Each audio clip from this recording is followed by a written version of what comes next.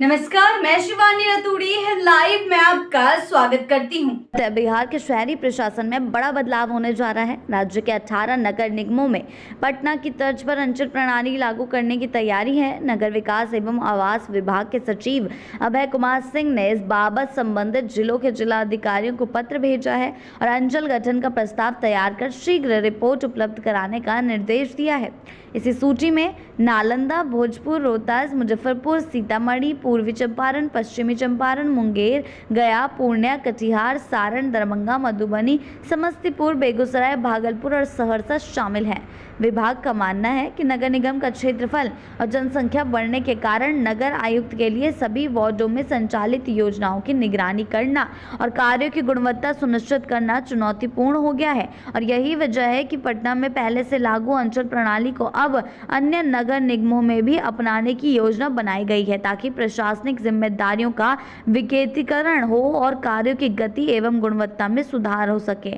अंचल व्यवस्था लागू होने के बाद प्रत्येक नगर निगम को आबादी और क्षेत्रफल के आधार पर विभाजित किया जाएगा। प्रत्येक अंचल के लिए कार्यपालक अभियंता और अन्य प्रशासनिक अधिकारियों की तैनाती की जाएगी जो स्थानीय स्तर पर योजनाओं की निगरानी और समस्याओं के समाधान के लिए जिम्मेदार होंगे।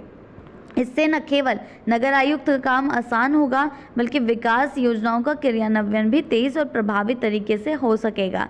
सीधे तौर पर वर्तमान में पटना नगर निगम में 6 अंचल हैं जिसमें से जिनके माध्यम से प्रशासनिक कार्यों की मॉनिटरिंग होती है।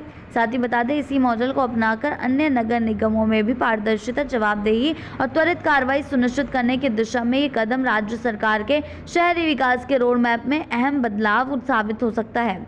जी हाँ, जिस तरीके से ये सारी चीज़ें बताई जा रही है, अंचल विभाग जो व्यवस्था है उसे लागू करने के लिए प्रत्येक नगर निगम को आबादी और क्षेत्रफल के आधार पर विभाजित किया जाएगा।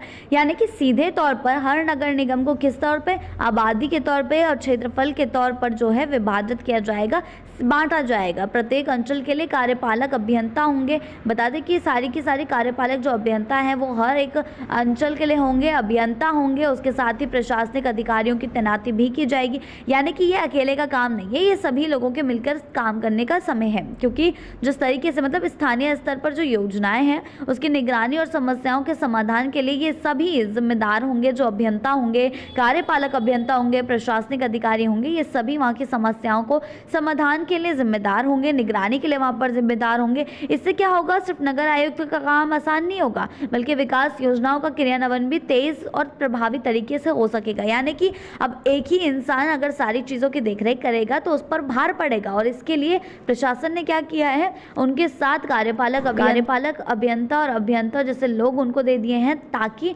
वो लोग भी उनकी जिम्मेदारी निभा सकें और आगे चलकर विकास की जो योजना है ये तेजी से काम कर सके और प्रभावी तरीके से आगे बढ़ सके। क्या कुछ होता है आगे, इसको देखने वाली बात होगी। आगे की अपडेट्स, ऐसी ही अपडेट्स के लिए जुड़े रहे हैं लाइव के साथ ही चैनल को सब्सक्राइब करना ना भूलें और हमारी फेसबुक और वेबसाइट के साथ भी जरूर जुड़ें।